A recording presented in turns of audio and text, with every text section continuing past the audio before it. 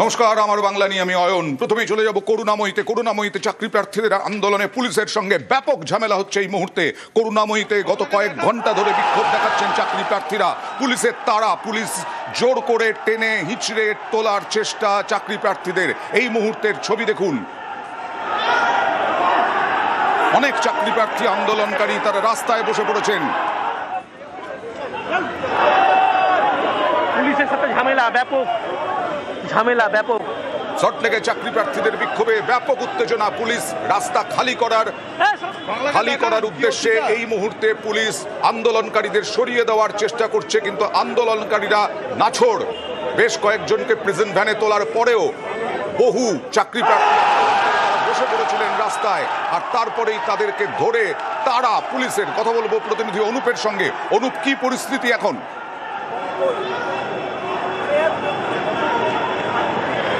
SSC নবম, দশম এবং একাদশের যে চাকরি প্রার্থী তারা কিন্তু বিকাশ ভবন ডাক দিয়েছিল এবং সেই অভিযান ঘিরেই কিন্তু একেবারে ধুন্ধুমার পরিস্থিতি করুণাময়ীতে। তার কারণ 3 দফা যে দাবি ছিল, সেই দাবি নিয়ে তারা যখন একেবারে তাদের অবস্থা অনড় ছিল এবং লক্ষ্য করা যায় তারা কিন্তু একেবারে বিকাশ ভবন অভিযানে ডাক দিয়েছিল এবং বিকাশ ভবন অভিযানে যখন ডাক দেয় ঘটে এবং সেখানে তারা যখন বসে পড়ে বিক্ষোভ দেখাতে শুরু করে, সেই সময় লক্ষ্য করা যায় পুলিশের পক্ষ থেকে বলা যায় এখানে কিন্তু নির্দিষ্ট সময়ের পরে কোনোভাবে বিক্ষোভ দেখানো যাবে না। এরপরেই একেবারে পুলিশ যখন জোর করে আন্দোলনকারীদের সরিয়ে দেওয়ার চেষ্টা করে, তারপরেই কিন্তু একেবারে এই ধুমধুমা পরিস্থিতি হয়। পুলিশের সঙ্গে ব্যাপক ধস্তাধস্তি হয়। যারা আন্দোলনকারী তাদের 3 দফাতে দাবি, সেই দাবিতে তারা কিন্তু অনড় থাকে এবং সেখানে একেবারে বসে পড়ে বিক্ষোভ দেখাতে শুরু করে। যদিও পুলিশের পক্ষ থেকে দেখা যায় টেনে হিঁচড়ে কিন্তু আন্দোলনকারী তাদেরকে সেখান থেকে তুলে দেওয়া হয় এবং ওইখান থেকে তারা মিছিল করে পরবর্তী সময় করুণাময়ীর দিকে এগিয়ে যখন আসে এবং সেখানে লক্ষ্য করা যায় পুলিশের পক্ষ থেকে কয়েকজনকে ইতিমধ্যে আটক করা হয়েছে। পুলিশ কি মেট্রো স্টেশনে ঢুকছে করুণাময়ী? একেবারে যেহেতু কয়েকজনকে আটক করার পরবর্তী ক্ষেত্রে যাদেরকে মেট্রোতে করে এসছে তাদেরকে মেট্রো থেকে ফেরত পাঠানো হওয়ার ব্যবস্থা করা, সেই কারণে তারা কিন্তু মেট্রো স্টেশনের ভিতরে আশ্রয় নিয়েছিল। পুলিশের পক্ষ থেকে সেখান থেকে যাতে মেট্রো ধরে তারা অন্যত্র চলে যায়, সেই কারণে কিন্তু মেট্রো স্টেশনের ভিতরে পুলিশ ঢোকে এবং এখনো পর্যন্ত যারা আন্দোলনকারী তাদেরকে কিন্তু ছত্রভঙ্গ করে দিয়েছে এবং যারা মেট্রো স্টেশনের ভিতরে ওয়েট করছিল তাদেরকে সেখান থেকেও যাতে মেট্রোতে করে তারা নিজেদের গন্তব্যস্থলে পৌঁছে যায় সেই চেষ্টা করছে পুলিশের পক্ষ থেকে। পুলিশের পক্ষ থেকে ডিসি বিধাননগর তিনি কিন্তু যেমন জানিয়েছিলেন কোন রকম অনুমতি ছিল না আজকে একেবারে এই বিকাশ ভবন অভিযানে। বারবার বলা হয়েছিল কিন্তু তারা তাদের অবস্থানে অনড় ছিল এবং সেই কারণেই পুলিশের পক্ষ থেকে দীর্ঘক্ষণ যেহেতু রাস্তা বন্ধ ছিল সেই কারণে পদক্ষেপ নিয়ে তাদেরকে সরিয়ে দেওয়া হলো এবং জোর করেই বলা চলে পুলিশ কিন্তু রীতিমতো ধস্তাধস্তি পুলিশের সঙ্গে তাদের হয়। আন্দোলনকারীরা পুলিশকে কিন্তু রীতিমতো হেনস্থা করে সেই ছবিও লক্ষ্য করা যায়। এই মুহূর্তে যারা আন্দোলনকারী তাদেরকে জোর করে করুণাময়ী স্টেশনের ভিতরে ঢুকিয়ে দেওয়া হচ্ছে এবং যাতে তারা নির্দিষ্ট গন্তব্যস্থলে চলে যেতে যায় সেই ব্যবস্থায় কিন্তু পুলিশের পক্ষ থেকে বর্তমানে। রাস্তা কি এখন খালি করা সম্ভব হয়েছে? কারণ চাকরি প্রার্থীরা বলছিলেন ডেডলাইন দিচ্ছেন তারা 3 ঘন্টা, আগামী 3 ঘন্টা। তাছাড়া ডেডলাইনে সিদ্ধান্ত বদল না হলে পরে তারা এই আন্দোলন থামাবেন না। দীর্ঘক্ষণ রাস্তা কিন্তু করুণাময়ী সম্পূর্ণ বন্ধ ছিল এবং তাদের ডেডলাইন দিত 3 ঘন্টা, সেই কারণেই পুলিশের পক্ষ থেকে এই কর্মসূচি বা পদক্ষেপ নেওয়া হলো এবং লক্ষ্য করা হলো পুলিশের পক্ষ থেকে ইতিমধ্যেই গোটা করুণাময়ী রাস্তাতে সকালের পর থেকে যে বন্ধ ছিল, অবরুদ্ধ ছিল বলে চলে, পুলিশ কিন্তু রীতিমতো ফাঁকা করে দিয়েছে এবং যে গাড়ি চলাচল সম্পূর্ণ বন্ধ ছিল এই মুহূর্তে কিন্তু গাড়ি চলাচল করছে। মেট্রো স্টেশনের ভিতরে যে ছবি তুমি লক্ষ্য করতে পারছো, মানে নিয়ন্ত্রণে এসেছে পরিস্থিতি। একেবারে পরিস্থিতি নিয়ন্ত্রণে গোটা এসছে, কিন্তু একেবারে মেট্রো স্টেশনের ভিতরে পুলিশের পক্ষ থেকে ইতিমধ্যেই সেখানে কিন্তু প্রবেশ করে র্যাব মোতায়েন করা হয়েছিল। তারা সেখানে যাচ্ছে এবং যাতে তারা বিভিন্ন যে গন্তব্যস্থল দূর দূরান্ত এসছে তারা ফিরে যায় সেই ব্যবস্থাই করা হচ্ছে। কিন্তু করুণাময়ী মেট্রো স্টেশনের ভিতরে এখনো পর্যন্ত আন্দোলনকারী তারা কিন্তু বিক্ষোভ দেখাচ্ছে, যদিও পুলিশের পক্ষ থেকে বিশাল পুলিশ বাহিনী তারা কিন্তু ঘটনাস্থলে আছে এবং যাতে নতুন করে বিক্ষোভ বা আন্দোলন না হয় সেই কারণে পুলিশের পক্ষ থেকে বিক্ষোভকারীদের ফেরার সম্ভাবনা কি আছে? মানে পুলিশ সেই চেষ্টাই করছে যাতে একেবারে মেট্রো স্টেশনে ঢুকে মেট্রোতেই পাঠিয়ে দেওয়া হয় বিক্ষোভকারীদের। একেবারে পুলিশের পক্ষ থেকে সেই চেষ্টাই করা হচ্ছে, কারণ আন্দোলনকারী যারা মেট্রোতে করেই মূলত বেশি এসেছিল তারা কিন্তু মেট্রো স্টেশনের ভিতরে এই মুহূর্তে সবাই ঢুকেছে এবং সেখানে পুলিশের পক্ষ থেকেও পুলিশ বাহিনী তারা রয়েছে, র্যাব মোতায়েন করা রয়েছে এবং যাতে তারা ফিরে যায় সেই চেষ্টা করা হচ্ছে।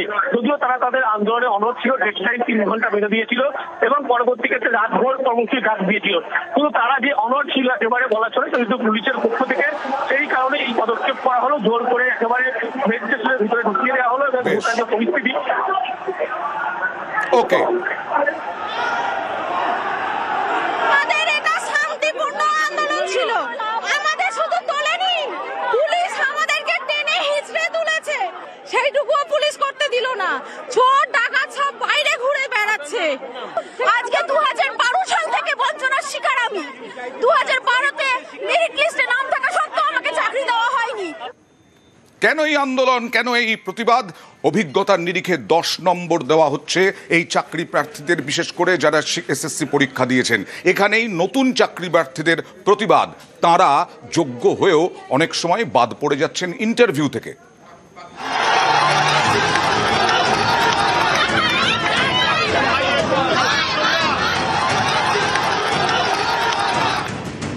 এসএসসির শিক্ষক নিয়োগ প্রক্রিয়া চলছে।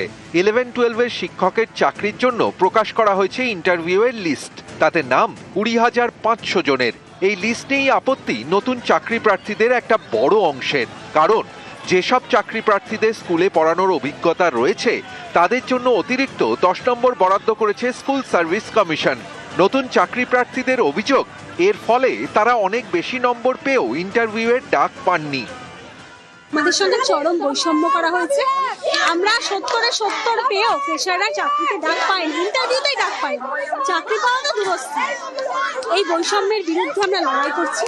এই 10 নম্বর অবিলম্বে বাতিল করতে হবে, ভ্যাকেন্সি বৃদ্ধি করতে হবে এবং যাদেরকে ডাকা হয়েছে ইন্টারভিউয়ের জন্য তাদের ওএমআর জনসমক্ষে আনতে হবে।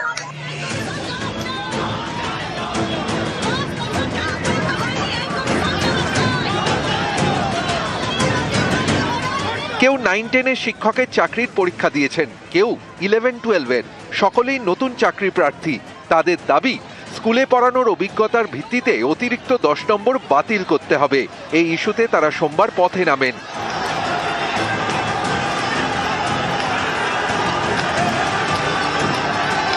সল্টলেকের করুণাময়ী থেকে শুরু হয় মিছিল। বিকাশ ভবন পৌঁছানোর আগেই আটকে দেয় পুলিশ। তৈরি হয় উত্তেজনা।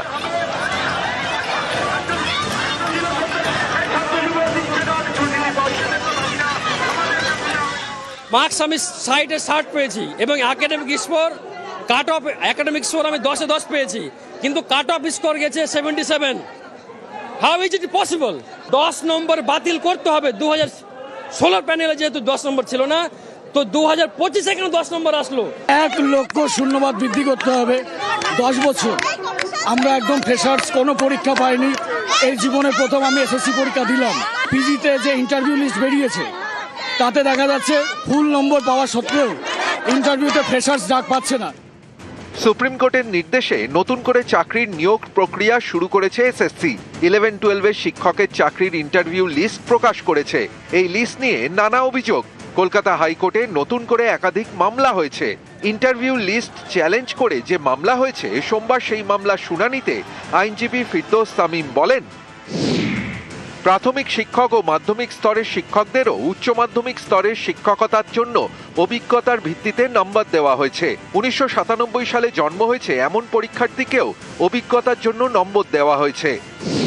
তখন বিচারপতি অমৃতা সিনহা বলেন, 1997 সালে জন্ম, তাকেও অভিজ্ঞতার জন্য নম্বর, এটা কিভাবে সম্ভব? এক্সপিরিয়েন্স হতে কিন্ডারগার্টেন স্কুলে চাকরি করেছে সেটাও লিখে দিয়েছে। তাদের জন্য তো এসএসসি বলেই দিয়েছে যে তারা ভেরিফিকেশন করবে, সেই জন্য ডাকা হয়েছে। যদি দেখা যায় যে এক্সপিরিয়েন্সের যে ক্যাটেগরি আছে ম্যাচ করছে না, বাদ যাবে। এখন অবধি এসএসসির জ্ঞান মোতাবেক কোনো দাগি প্রার্থীর নাম তালিকায় ওঠেনি। মামলার মতো হোক না। নিউজ 18 বাংলা। অযোগ্য হয়েও ইন্টারভিউয়ের লিস্টে নাম, এরকমটাই অভিযোগ রায়গঞ্জের নীতিশ রঞ্জন বর্মনের বিরুদ্ধে। আর তার বিরুদ্ধেই এবার মামলা।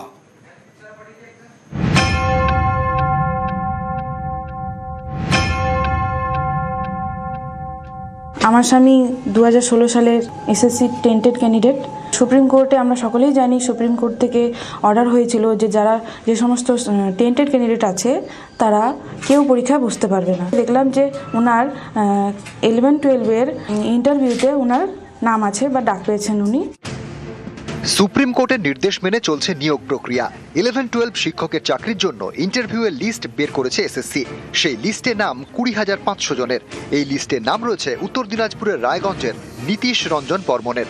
এই নীতিশ রঞ্জনের বিরুদ্ধে চাঞ্চল্যকর অভিযোগ তুলেছেন তাঁর স্ত্রী বিপাশা বর্মনের। প্রশ্ন, এসএসসির প্রকাশ করা অযোগ্যদের লিস্টে নাম ছিল নীতিশ রঞ্জনের। তাহলে কিভাবে 11-12 শিক্ষকের চাকরির পরীক্ষায় তিনি বসলেন, আর কিভাবেই বা তিনি ইন্টারভিউয়েও ডাক পেয়ে গেলেন?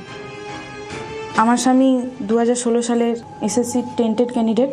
সুপ্রিম কোর্টে আমরা সকলেই জানি সুপ্রিম কোর্ট থেকে অর্ডার হয়েছিল যে যে সমস্ত টেন্টেড ক্যান্ডিডেট আছে তারা কেউ পরীক্ষায় বসতে পারবে না। দেখলাম যে ওনার 11-12 ইন্টারভিউতে ওনার নাম আছে বা ডাক পেয়েছেন উনি।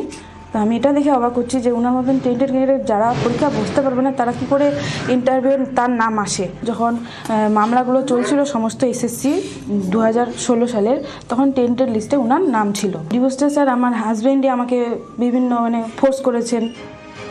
রায়গঞ্জের দেবীনগরের বাসিন্দা নীতিশ রঞ্জন বর্মন 2018 সালে এডুকেশনের শিক্ষক হিসেবে কালিয়াগঞ্জের একটি স্কুলে যোগ দেন। তাঁর স্ত্রী বিপাশা, দুজনের মধ্যে ডিভোর্সের মামলা চলছে। বিপাশা থাকেন রায়গঞ্জেরই বিন্দোলে, আর দেবীনগরে মা বাবার সঙ্গে থাকেন নীতিশ রঞ্জন বর্মন। আমার ছেলে হ্যান্ডিক্যাপ, তো এই নিয়ে পরীক্ষা অ্যাপ্লিকেশন করলো পরীক্ষার জন্য, এডমিট কার্ড পেলো, পরীক্ষা দিল, ভালো রেজাল্ট করলো, যে জন্য ভাই ডাক পেয়েছে। যাবে? হ্যাঁ যাবে। এসএসসির অযোগ্য শিক্ষকের তালিকায় নাম, তা সত্ত্বেও ইন্টারভিউয়ে ডাকা হয়েছে বলে অভিযোগ। এ নিয়ে মামলা হয়েছে কলকাতা হাইকোর্টে। স্পষ্টত সুপ্রিম কোর্টের নির্দেশ যে কোনো টেন্টেড ক্যান্ডিডেটরা পরীক্ষায় বসবে না। পরীক্ষায় তো বসলোই, উল্টে তাদের নাম ইন্টারভিউ লিস্টে রেখে দেওয়া হলো। তারা যে টেন্টেড তালিকা প্রকাশ করলো তারপরে তারা একবারও যাচাই করেনি, ফলে এই লিস্টটা একেবারে স্বচ্ছ নয়, অস্বচ্ছ লিস্ট। শিক্ষামন্ত্রী ব্রাত্য বসু জানিয়েছেন, নীতিশ রঞ্জন বর্মনের নাম এসএসসির অযোগ্য শিক্ষকদের লিস্টে থাকা সত্ত্বেও তিনি পরীক্ষায় বসেন এবং ইন্টারভিউতে ডাক পেয়েছেন। স্কুল সার্ভিস কমিশন জানিয়েছে যে 3রা এপ্রিল সুপ্রিম কোর্ট যে আদেশনামা দেয় সেখানে বিশেষভাবে সক্ষম প্রার্থীদের ক্ষেত্রে কিছুটা ছাড় দেওয়া হয়েছে। যদিও বিষয়টি নিয়ে আইনজীবীদের সঙ্গে পরামর্শ করা হচ্ছে। অযোগ্য হয়েও কেউ যদি সুযোগ পেয়ে যান তাহলে ভেরিফিকেশন করার সময় অবশ্যই তার নাম বাদ দেওয়া হবে। এখন অব্দি এসএসসির জ্ঞান মোতাবেক কোনো দাগি প্রার্থীর নাম তালিকায় ওঠেনি। ফিজিক্যালি হ্যান্ডিক্যাপড, সুপ্রিম কোর্টে একটা নির্দেশ ছিল বসতে পারে, এটা একজনের ক্ষেত্রেই হয়েছে। এসএসসি বলেই দিয়েছে যে তারা ভেরিফিকেশন করবে, সেই জন্য ডাকা হয়েছে। যদি দেখা যায় যে এক্সপিরিয়েন্সের যে ক্যাটেগরি আছে ম্যাচ করছে না, বাদ যাবে। আর ফিজিক্যালি হ্যান্ডিক্যাপড, সেটা লয়ারের সঙ্গে আমরা কথা বলেছি। অ্যাকচুয়ালি ফিজিক্যাল হ্যান্ডিক্যাপড বসতে পারে কি পারে না সেটা সুপ্রিম কোর্টের রায় খতিয়ে দেখা হচ্ছে। সেই মোতাবেক এসএসসির আইনজীবীরা জানাবেন, সেই মোতাবেক সিদ্ধান্ত হবে। ইন্টারভিউয়ের লিস্ট নিয়ে নানা অভিযোগ। কারো অভিযোগ নীতিশের মতো বেশ কয়েকজন অযোগ্যর নাম ইন্টারভিউয়ের লিস্টে রয়েছে। কারো অভিযোগ কম নম্বর পাওয়া সত্ত্বেও ইন্টারভিউ ডাকা হয়েছে। অনেকের আবার দাবি কাট অফ নাম্বার পাওয়া সত্ত্বেও তাদের লিস্টে নাম নেই। নিউজ 18 বাংলা।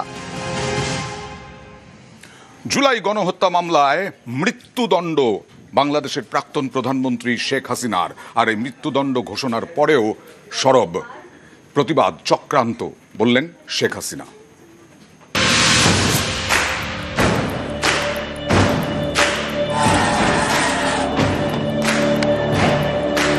গত বছর জুলাই আন্দোলনের সময় এভাবেই উত্তপ্ত হয়ে ওঠে বাংলাদেশ। পুলিশের গুলিতে মৃত্যু হয় একাধিক বিক্ষোভকারী। এই জুলাই হত্যাকাণ্ডের মামলায় বাংলাদেশের প্রাক্তন প্রধানমন্ত্রী শেখ হাসিনাকে ফাঁসির সাজা দিল সে দেশের আদালত।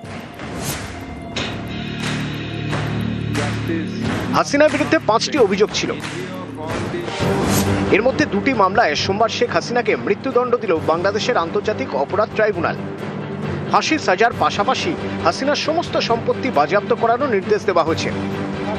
রায় ঘোষণার পরই মুখ খোলেন শেখ হাসিনা। বিবৃতি দিয়ে বলেন, এই রায় রাজনৈতিক উদ্দেশ্য প্রণোদিত। অনির্বাচিত সরকারের অধীনে থাকা পক্ষপাতদুষ্ট ট্রাইব্যুনাল এই রায় দিয়েছে। এই রায় ক্ষমতায় থাকা চরমপন্থী ব্যক্তিদের নির্লজ্জতা ও খুনি মনোভাবের প্রতিফলন। বাংলাদেশের শেষ নির্বাচিত প্রধানমন্ত্রীকে অপসারিত করতে এবং আওয়ামী লীগকে রাজনৈতিকভাবে ভেঙে দিতে এই কাজ। গত বছর অগস্টে ঢাকায় ক্ষমতার পালাবদলের পর জুলাই গণহত্যার মামলা শুরু হয় শেখ হাসিনার বিরুদ্ধে। তৈরি হয় 3 বিচারপতির বিশেষ ট্রাইব্যুনাল। এই মামলায় মূল অভিযুক্ত 3 জন: প্রাক্তন প্রধানমন্ত্রী শেখ হাসিনা, প্রাক্তন স্বরাষ্ট্রমন্ত্রী আসাদুজ্জামান খান কামাল এবং তৎকালীন শীর্ষ পুলিশ কর্তা আব্দুল্লাহ আল মামুন। হাসিনা এবং আসাদুজ্জামান গত বছর অগস্টে বাংলাদেশ ছাড়েন। আব্দুল্লাহ জেলবন্দি। এই মামলায় তিনি রাজসাক্ষী হয়েছেন। মূলত এই প্রাক্তন পুলিশ কর্তার বয়ানের ভিত্তিতেই সাজা হচ্ছে হাসিনাদের। হাসিনা এবং আসাদুজ্জামান দুজনেরই মৃত্যুদণ্ড হয়েছে, আর আব্দুল্লাহর 5 বছরের কারাদণ্ড।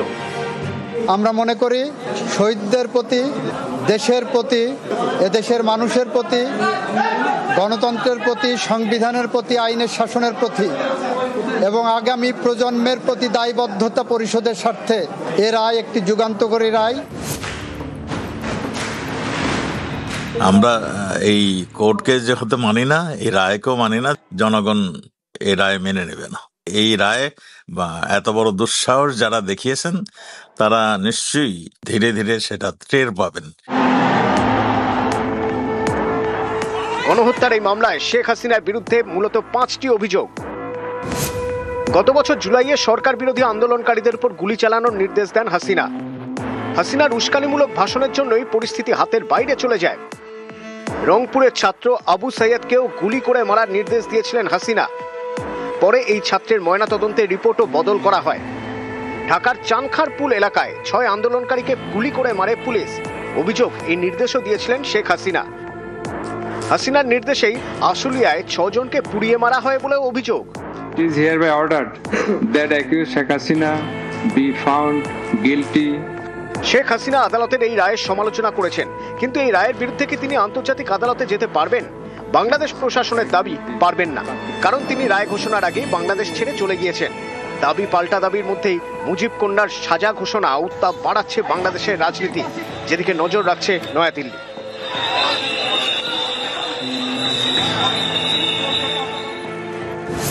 নিউজ 18 বাংলা। আর এই রায় নিয়ে অডিও বার্তায় হুঙ্কার আওয়ামী লীগ নেত্রীর, হামলা মামলায় কণ্ঠরোধ করা যাবে না।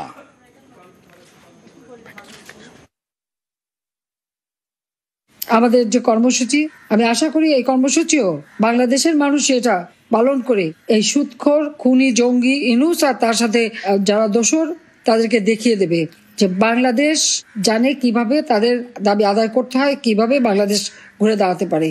অন্যায় অবিচার যারা করে তাদের বিচার একদিন বাংলার মাটিতে জনগণই করবে। কোনো ঘাবড়ানোর কিছু নেই, বেঁচে তো আছি, বেঁচে থাকবো, দেশের মানুষের কল্যাণ আবার করবো, আর এই অপরাধীদের বিচার ইনশাল্লাহ বাংলার মাটিতেই করব।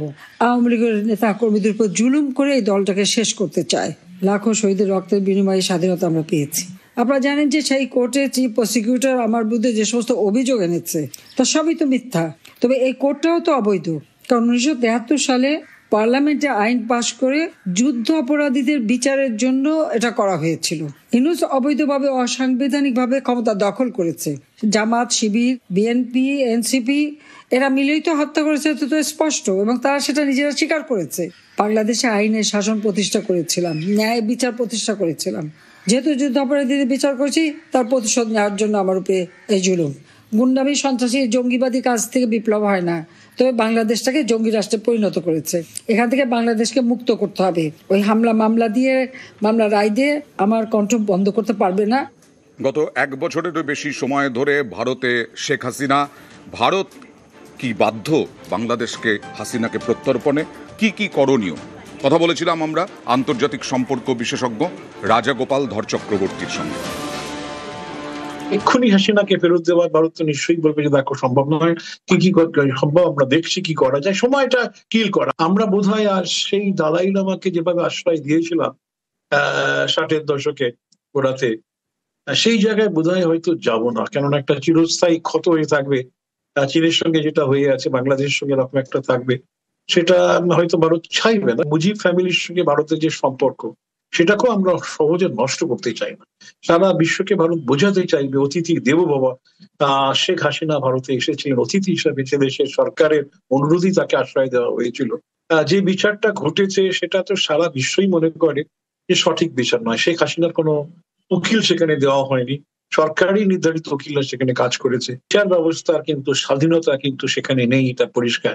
এই জায়গায় দাঁড়িয়ে আইসিসি আমার ধারণা সেখানে তাকে যে প্রসিকিউটর আছে তার কাছে যাওয়া যেতেই পারে, ভারত সেভাবে সাহায্য করতে পারে, বা সিকিউরিটি কাউন্সিলে তুলে সেটা আইসিসিতে যাওয়া যায়, সেটা ভারত ভাবছে। অনেক ধরনের প্রসিডিওর আছে, আমাদেরকে অনেকটাই বাংলাদেশের সঙ্গে কূটনৈতিক বোঝাপড়ার মধ্য দিয়ে এগোতে হবে। আর হাসিনার এই মৃত্যুদণ্ড ঘোষণায়, হাসিনাকে মৃত্যুদণ্ড ঘোষণায় ভারতের প্রথম প্রতিক্রিয়া। শেখ হাসিনা যে মৃত্যুদণ্ড সে বিষয়ে অবগত ভারত। বাংলাদেশে শান্তি, সুস্থিতি, গণতন্ত্রের জন্য দায়বদ্ধ ভারত। এইভাবেই শেখ হাসিনার বিষয় নিয়ে, শেখ হাসিনার ঘনিষ্ঠ প্রতিবেশী হিসেবে বরাবরই বাংলাদেশের নাগরিকদের স্বার্থ দেখে ভারত। প্রাথমিক প্রতিক্রিয়ায় বিদেশ মন্ত্রকের বিবৃতি।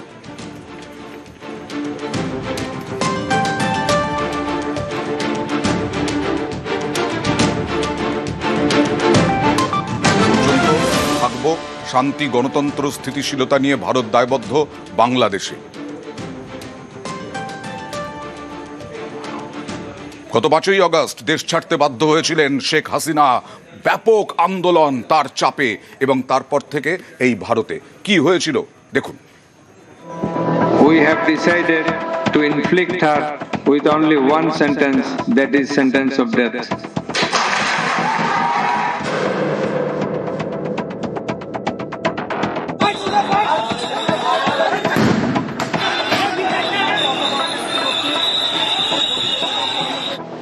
গণহত্যা মামলায় বাংলাদেশের প্রাক্তন প্রধানমন্ত্রী শেখ হাসিনাকে ফাঁসির সাজা দিয়েছে সে দেশের আন্তর্জাতিক অপরাধ ট্রাইব্যুনাল।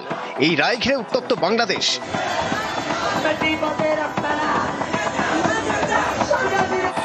অশান্তির সূত্রপাত গত বছর জুন মাসে। 5ই জুন 2024 বাংলাদেশের আদালত রায় দেয় সরকারি চাকরিতে মুক্তিযোদ্ধাদের পরিবারের সদস্যদের সংরক্ষণ বহাল থাকবে। এতে ক্ষোভে ফেটে পড়ে যুব সমাজের একাংশ। শুরু হয় কোটা বিরোধী আন্দোলন। বিক্ষোভ ছড়িয়ে পড়ে একের পর এক বিশ্ববিদ্যালয়ে। 10ই জুলাই 2024 ঢাকা বিশ্ববিদ্যালয়ের পড়ুয়াদের বিক্ষোভ মিছিলে অবরুদ্ধ হয়ে পড়ে রাজধানী। শুরু হয় পুলিশি ধরপাকড়। সরকার বিরোধী বিক্ষোভের মুখে পাল্টা আসরে নামে আওয়ামী লীগের ছাত্র সংগঠন ছাত্রলীগ। বিক্ষোভকারীদের সঙ্গে লীগ সমর্থকদের সংঘর্ষ বেঁধে যায়। 15ই জুলাই 2024 আন্দোলনকারী ও ছাত্রলীগের সংঘর্ষে অগ্নিগর্ভ হয়ে ওঠে ঢাকা, যশোর, কুমিল্লা। ঢাকা মেডিকেল কলেজেও চলে ভাঙচুর, আহত হন কয়েকশো। রংপুরে বেগম রোকেয়া বিশ্ববিদ্যালয়ের গুলিবিদ্ধ পড়ুয়া আবু সাঈদের মৃত্যু হয়। নিয়ন্ত্রণের বাইরে বেরিয়ে যায় পরিস্থিতি। অনির্দিষ্টকালের জন্য বন্ধ হয়ে যায় সমস্ত শিক্ষা প্রতিষ্ঠান। 17ই জুলাই 2024 জাতির উদ্দেশ্যে ভাষণ দেন তৎকালীন প্রধানমন্ত্রী শেখ হাসিনা। পাল্টা তার পদত্যাগের দাবি তোলেন বিক্ষোভকারীরা।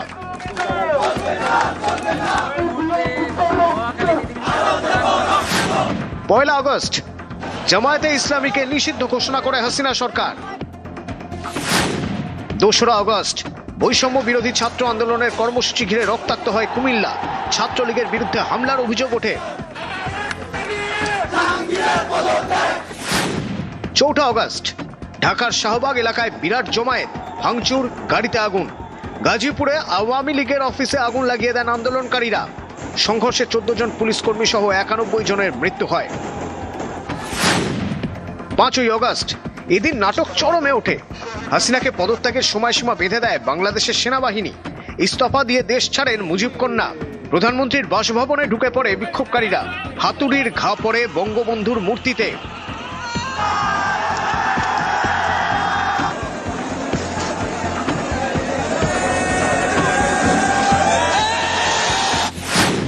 আটই আগস্ট বাংলাদেশের শাসনভার যায় উপদেষ্টা পরিষদের হাতে। প্রধান উপদেষ্টা মোহাম্মদ ইউনূস। এরপর অনেকটা সময় পেরিয়েছে। ইউনূসের সঙ্গে আন্দোলনকারী ছাত্রদের দূরত্ব বেড়েছে। জুলাই সনদ তৈরি হয়েছে, কিন্তু ছাত্ররা তাতে সই করেননি। অশান্ত বাংলাদেশে আগামী বছর সাধারণ নির্বাচন হওয়ার কথা। তার আগে শেখ হাসিনাকে ফাঁসির সাজা জানিয়ে নতুন করে উত্তপ্ত ওপার বাংলা। নিউজ 18 বাংলা। মুজিবুর রহমানের মূর্তি ভাঙা, শেখ হাসিনার বাড়ি ভাঙা, সমস্ত কিছু করার পরে আরও ধ্বংসলীলা শুরু হয়েছে। মুজিবুর রহমানের বাড়ি, ধানমন্ডির বাড়ি এবার ভেঙে গুঁড়িয়ে দিয়ে খেলার মাঠ করার পরিকল্পনা জুলাই অভ্যুত্থানকারীদের, এবং সেই পরিকল্পনাতেই পে লোডার নিয়ে আসা হয়, আর্থ মুভার নিয়ে আসা হয়। মুজিবের বাড়ির সামনে জমায়েত, আর্থ মুভার নিয়ে জমায়েত আন্দোলনকারীদের। মুজিবের বাড়ি গুঁড়িয়ে খেলার মাঠ করার দাবি। আর আন্দোলনকারীদের হঠাতে সেনা পুলিশ, পাল্টা সেনা পুলিশকে লক্ষ্য করে ইট আন্দোলনকারীদের। দেখুন,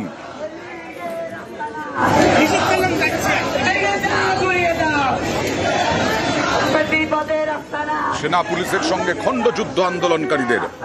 আবার অশান্ত বাংলাদেশ। গত দুদিন ধরেই হাসিনার বিরুদ্ধে রায় নিয়ে গত দুদিন ধরেই উত্তাল বাংলাদেশ। আওয়ামী লীগের সদস্য কর্মীরা তারা ভাঙচুর, আগুন লাগিয়ে দেওয়া, পাল্টা মারধর, হামলা। আর আজকে এই আদালতের নির্দেশের আগেই ধানমন্ডিতে মুজিবের বাড়ি মাটিতে মিশিয়ে দেওয়ার পরিকল্পনা আন্দোলনকারীদের। দেখুন সেই সেনা পুলিশের তাড়া করছে আন্দোলনকারীদের, নিরস্ত্র করার চেষ্টা করছে আন্দোলনকারীদের।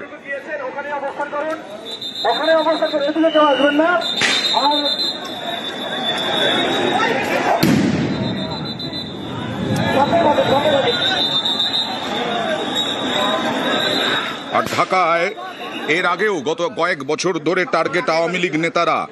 আওয়ামী নেতা এবার হাবিব হাসান, তার বাড়িতে হামলা, হাবিব হাসানের বাড়িতে হামলা, আগুন, হাবিবের